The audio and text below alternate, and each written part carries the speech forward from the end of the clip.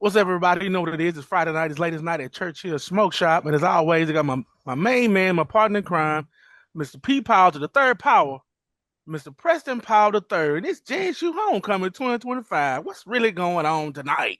I know that's real. That's always good to be with Chad. Today I'm smoking a new addition to the shop. I think we had it once before, Velvet Puff. It's part of our Boss collection. You know, Boss stands for Black-owned cigar companies, Black-owned smoking section. So we try to highlight different African American owners of cigar labels and private labels. And this is a young lady here in Jackson called Velvet Puff. This is the Canelo Lee nub she has. It's a pretty good smoke. I smoked it once before. I'm gonna partake of it tonight as well. Sounds good. You smoking anything for your JSU homecoming that Chad? Yeah, I will once I get through the podcast. I'm gonna do my usual, a good 770 or something. I might grab one of her cigars. I had a good conversation with her the other night, Tuesday night, as a matter of fact. She said she would love for us to come on her podcast as well as come on ours and talk a little bit and share a little bit. Okay, very good. Okay, before we get really, really cranked up today, I do have something, I want to, we talk about. Didn't want to talk about it. I just want to let it set because it bothered me so. Is Mm-hmm. the Kyren Lacy situation. Ah. Uh, and anybody not familiar with the Kyren Lacy situation, here's his attorney explaining it. At the time of impact, he's 72.6 yards behind the vehicles at the time of impact. Keyword, behind the vehicles. That is not how this story was ever painted. Never. All I wanted to say is how much I love my brother. Talk to him, baby. Talk to him. He was the best brother I ever had. From my hometown, memories of phrase. From my hometown, ooh, the people I've made. But for those who don't know, Kyren took his own life, after, he was going to be indicted for manslaughter. Mm-hmm. Because he thought, his draft status was already rescinded. But it comes out, as you saw in the video earlier, that, he was nowhere near, 100 yards back from the accident itself. Then right. the real discouraging thing was the footage of the officer posting the witness to say, Kyren Lacy was, at fault. I know they put out some other stuff over the last couple of days, but still, man, when I see stuff like that, it just irks my soul because I can imagine what that young man felt like when they rescinded his combine, the invite. He couldn't go to the combine. People were saying all sorts of stuff about him online, and he knew he was innocent, but there's nothing he can do. Right. Yeah, that was a very sad situation. And then they try to frame it because a lot of us, including myself, I thought it stacked against him and he kept saying and kept believing, but then when we saw the actual video or video evidence of what it was and what it wasn't, it's a really sad situation. Of course, people try to make it about themselves and do a young man like that. A young man with so much promise, so much talent, and now he's no longer here. And more important, he's no longer here, but his family will never be the same. No, never did. No matter if they sue, make get money, or and then two people lost their lives that day.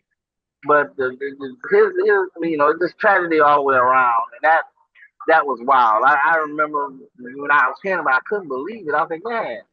And then when you see the actual video that he was nowhere near the accident and everything was framed up, it was heartbreaking, heart-wrenching. Right. That's why when we want to talk about last week, I was so mad because you see full view what the system can do to you.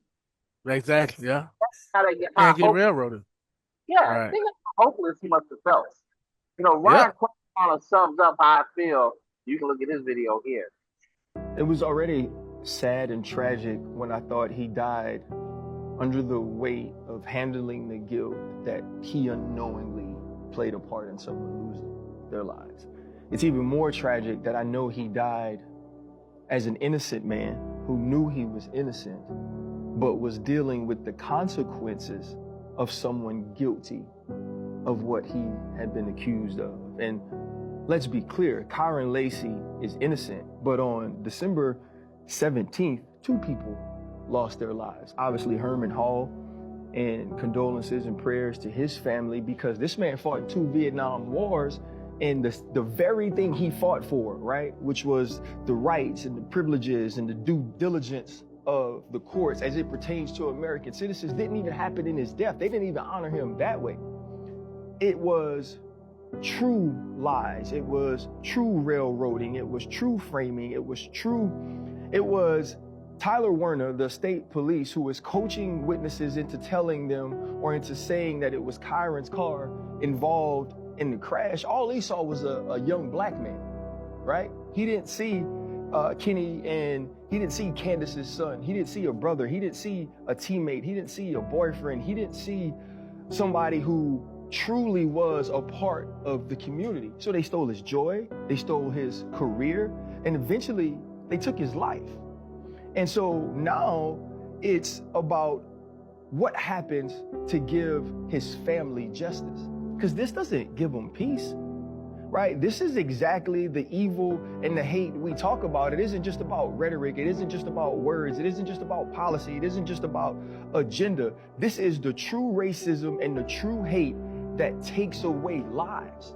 And we got to see it right in front of us. And we're having this conversation because Kyren Lacy was a star football player from LSU. How many other young kids, young black people has this happened to that we will never hear their story? And I repeat, Kyren Lacy is innocent. Tyler Werner is a criminal. That's a criminal. And so now as we move forward, we have to figure out, how do we keep this from happening again? We have to figure out, how do we continue to keep Kyren Lacy's image and legacy alive by continuing to mention that every time we say his name, Kyren Lacy was innocent. But that won't bring him back. They'll never see their baby again. They'll never see their brother again. They'll never see their boyfriend again. They'll never see their teammate again. And you can't change that. And the pain that these people have to deal with over again, knowing that he was targeted, is what makes me the saddest.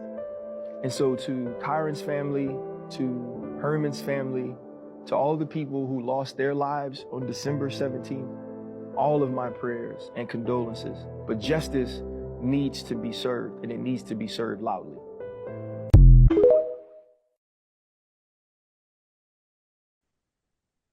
With that, let's move on to the latest thing. Did you see Michael Irvin go off? I did. I listened to it, but didn't listen to it. But I get it. I get it. What can you say? He told the truth. Oh, without a doubt. Without a doubt. It was nothing to it. Now, if you're not familiar, here's Michael Irvin going off. Prime wasn't covering the people that these boys are covering either. Who? All these boys. You got line up every week. Every week. Every team got a dude or two that will bust your ass. The receivers from back then. Might not be prime, though. These guys that he played against weren't that fast, bro. No, they were stronger, but they weren't that fast. These guys, no. I'd love to see him. I would have loved to see him play against Chad in his prime. I would have loved to see him play against Justin Jefferson right now today. You know, all these different guys. I would love to see him cover Tyreek. If Prime is who we think he is. Are you shitting me?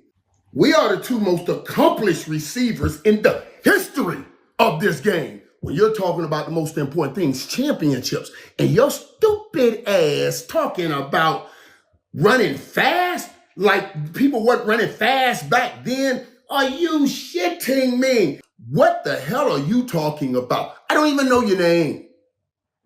And I certainly don't know your game, because you don't. I don't see you every year with a gold jacket in that Hall of Fame room. I don't see you anywhere great players are. So who the fuck are you to talk about what? Deion Sanders couldn't cover these guys today. Do you really know what you're talking about? Do you really have any clue at what you're talking about? You think there were not fast guys in the league when I played? You think Tyreek Hill can outrun an Olympian like Bullet Bob Hayes, who played before me? You think he can outrun the Ronaldo Nehemiahs who tried to play in this game? You know why he tried? Because they wanted speed in the game, but other things were required when we played. You mugs get to run around and play fucking 7-on-7 touch football. We had pain in our game, and y'all don't even know shit about pain. Every route you got hit, even running around in the middle of, you could get tapped by those linebackers. They took all of that out the game because y'all asses were soft and you couldn't take it. You come from a damn era of everybody gets a trophy in NIL where nobody fights for a starting job. I ain't started. I'm going to go leave and start somewhere else. Get the fuck out of my face talking noise until you know what you're talking about. I will dominate this era of football. Dominate. Football's not about running fast. It's not about speed. It's about getting the job done. It's about getting the job done. And you gonna tell me you know somebody that got the job done better than me? Better than Jerry Rice, that you gonna use our picture and trying to make your point? Are you stupid or are you stupid? There was separate from ball, separation from the football, and it was allowed. It was encouraged. It was actually praised when you knocked somebody out. If anybody hit your asses, they'll suspend them for 3 weeks. You couldn't even play when I played the game. And some of these fucks you're talking about, they couldn't even play when we played the game. And even to tap on to how dumb you are and how stupid y'all asses are with oh my God, when you started talking about, well, Deion couldn't play with these guys. I want to see him play with some real fast guys. See if he can play with all these speed guys. And then the first 2 examples you bring up was Chad Johnson and Justin Jefferson, who are not fast guys. I don't mind you being stupid. I don't mind you being dumb. I don't mind you not knowing what the fuck you talking about, but keep my name out your mouth when you don't know what you're talking about. Keep my name and my image. Don't try to shit on my work when I won championships on every level. On every level, when they can knock niggas out. I call passes in the midst of pain. Y'all don't do that. Y'all ain't never had to do that. So shut the hell up. You or none of these fucks could play and do the things I did. So shut the hell up. I won championships. That means I went in and made plays where pain lived. Y'all can't do that. Dude, I'll catch 200 passes in today's game. Literally 200 passes a year. A year. I ain't never catch a pass behind the line of scrimmage in my whole career. All my passes were up the field in the midst of pain. And I caught them anyway. And I caught them every day, and I caught them every kind of way. And the bigger the game, the bigger I played. So I don't care that you stupid. I don't care that your ass is ignorant. And I don't care that you don't know what the hell you're talking about. But don't use my fucking image. Don't use my image. Don't use my image. And don't use Jerry Rice's image. Use somebody else. I don't know if you did it or your producers, but whoever did it, shit on y'all. But with that being said, Chad, did you see what the podcast guys were saying? I didn't catch that. I didn't catch the whole gist of it. I didn't. I don't think our players, but the guy literally said that first he said that, you know, the wide receivers now couldn't hang with the wide receivers. I mean, the wide receivers back then couldn't hang with the ones now. And he said Prime couldn't guard the ones back then because these guys are fast. And he said the guys back in the day, they were just stronger. They weren't fast. And, you know, when I heard it, wait. Yeah. So what's his name? James Jett? Willie Golf. What about Alexander? What's called who ran a 4-1? Ronaldo did whatever his name is. Yeah. Bob Bullet Hayes, all of it. But then what about your boy daddy? Oh, My man that played for the Broncos for many years, Ed McCaffrey. oh yeah. And They what was don't that? I mean, come on, man. I can talk about this all night. Your boy who girl burnt down his house, Andre Rison. right. You Oh think man, that Mark Clay, Mark Super Duper, Mark Clay, Lynn Swan. Star Wars. I mean, I don't know what they were thinking, and I think it's more of this stuff when these young guys get caught up in the moment. I got one for you. Half the receivers of the day can probably hang with some of the tight ends from back then. Oh yeah, Like Vernon Davis. yeah. Uncle Shay Shay. You know what I'm saying? Come on now. They prisoners of the moment. They have no idea. But you heard Irvin. He was upset. Talk Yeah. about because that's true. 'Cause, taking a slant route back then is way different than taking a slant route right now. Exactly. But see, here's the thing though, and I think part of that is that now you might disagree, but I really do think the difference is especially with today's receivers, they don't run routes like they did back then. You had fast guys running post outs, slanting ups, running combo routes. They got 2-3 combos in it.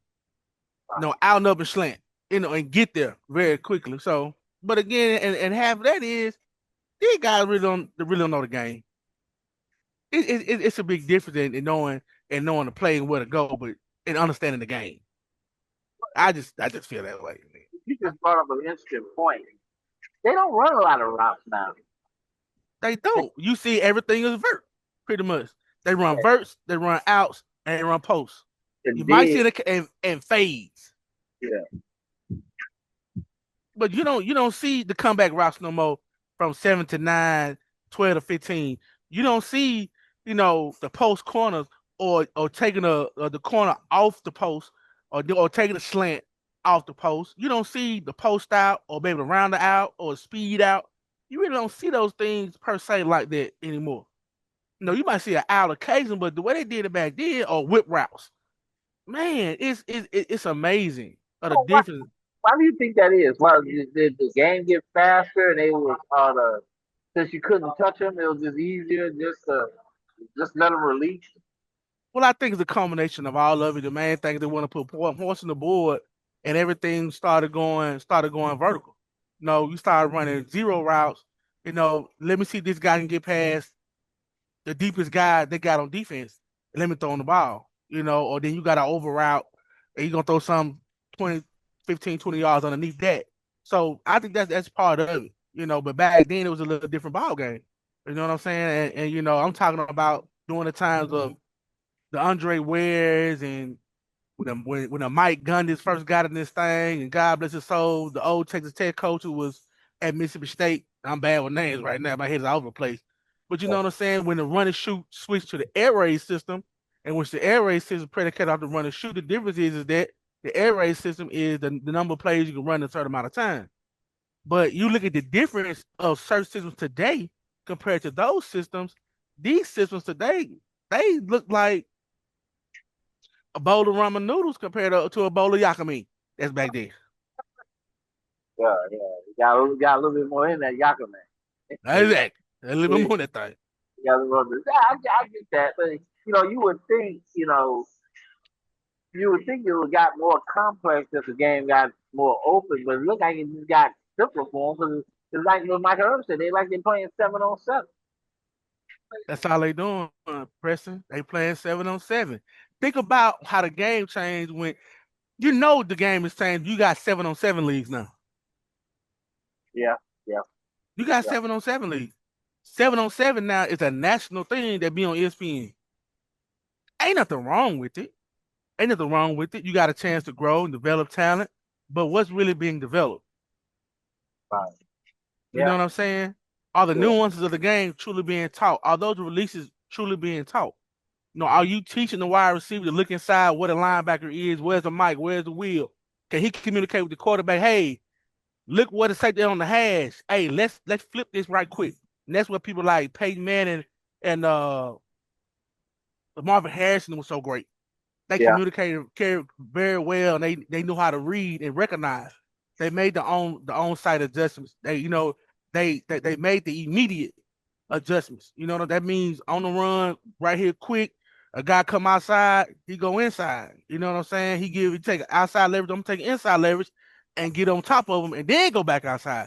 So it's a real difference. It's a nuance to the game. You talking about the passing game, especially in the context in which they're talking about compared to back in, let's say, the late 90s, even early 2000s. I don't even go back to 91, 92, 93.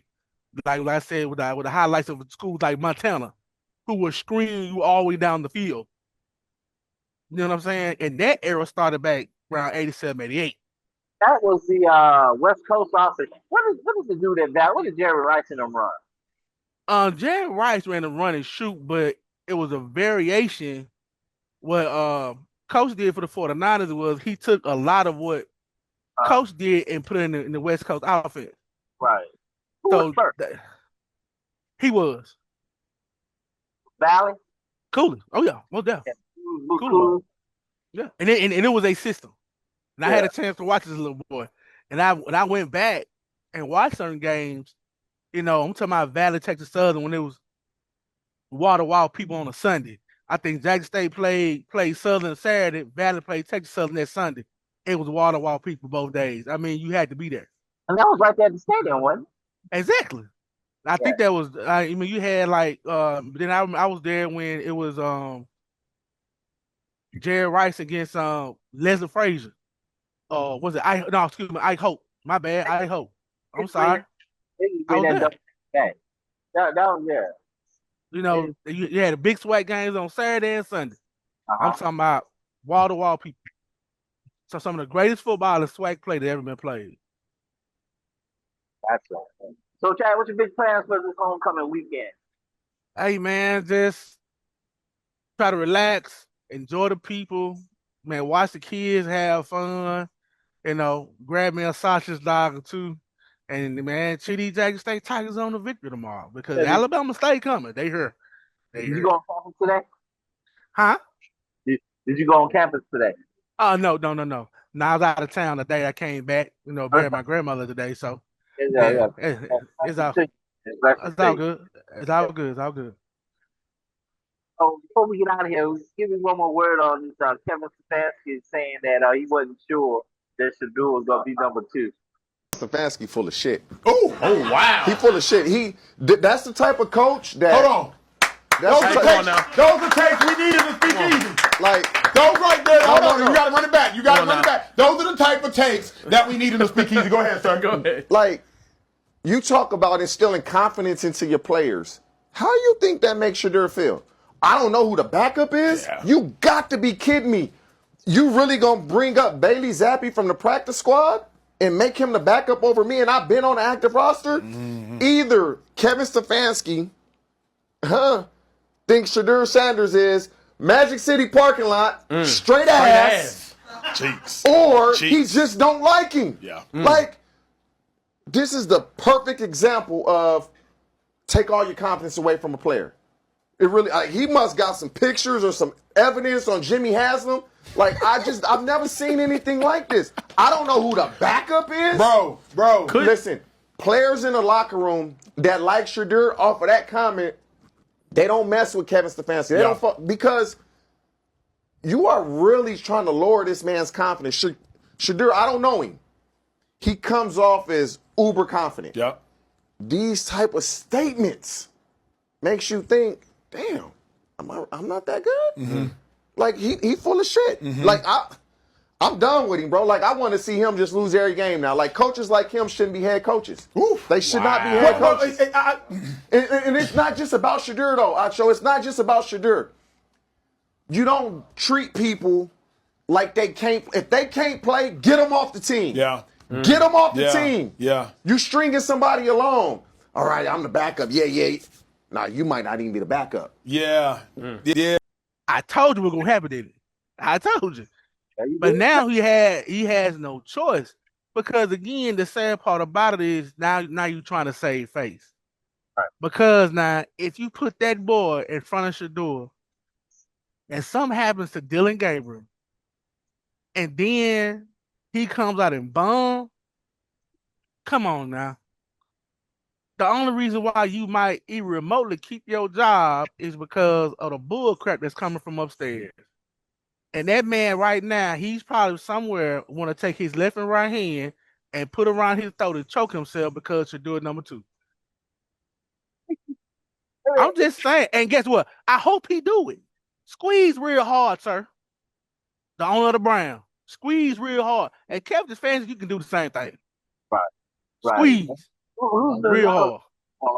If you didn't know, he went off on him for that telling me full of shit. He said that and players know it. So, Exactly. That's crazy. That's wild. Exactly. And so now, how do you think? So now, it can work one or two ways, Preston.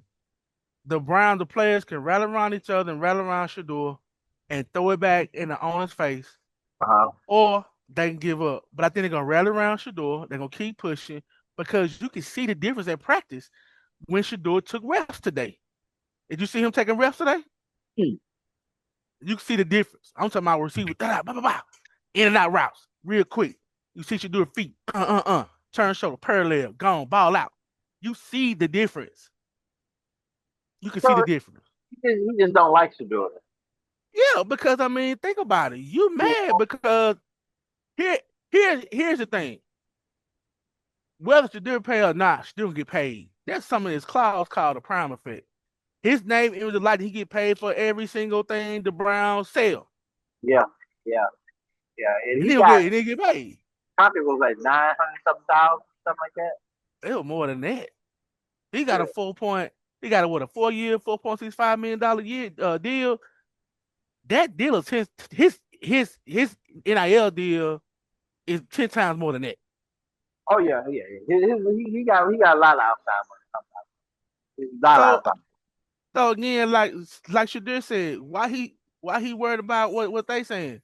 He just got to be ready when that time call. He one play away. He one play away from making the Browns viable. He gonna get a shot. We just see what he do with it. One play away. But Chad, that's all I got. You got anything else? Hey man, look, y'all not doing anything. It's JSU Homecoming. We're gonna be live on the hill early right now. People been doing it all day. Look, y'all stay away from them bad decisions now. Stay away from them bad decisions. But we come see the Churchill Smoke Shop. As always, you can come by yourself. You can leave as a friend, man. Huh? What do you say? Bad decisions and honey packs? Oh yeah, bad decisions and honey packs. Just stay away from that. Somebody gonna bust their heart wide open. There you go. And again, I want to pop my lady, Velvet Trump. You can get it here on the hill now. Good smoke. This is her nub. And I'm gonna enjoy this the rest of the night, and I'm gonna enjoy the homecoming with everybody else. That's what I'm talking about. Talk about enjoying us. If you got a chance, we'll be here all week. If you don't go to the game, as always, we have the game on here at the shop. Right. And enjoy your week. And we'll catch you guys next week with the Good Brothers. Also, remember, hey, come see us now. If you miss the Good Brothers Committee podcast, 10% off your purchase. Yep. Every time you mention the Good Brothers podcast, I'll take care, man. Peace out.